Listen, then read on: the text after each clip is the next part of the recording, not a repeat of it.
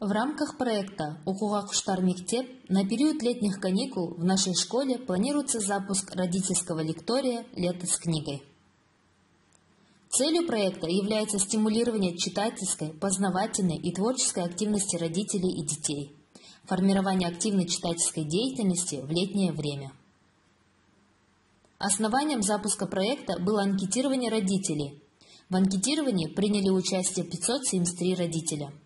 По итогу анкетирования можно увидеть, что проблема детского чтения волнует 84,3% родителей. 58,2% родителей указали на необходимость проведения различных семинаров и тренингов по вовлечению детей к чтению книг. На вопрос, читают ли родители с ребенком книги длительного чтения, 58,5% ответили, что не читают, что говорит о том, что у родителей нет интереса к чтению книг.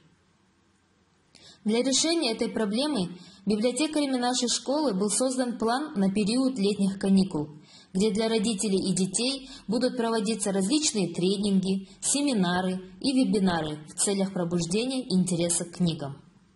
Ожидаемый результат – повышение заинтересованности родителей и детей к чтению книг.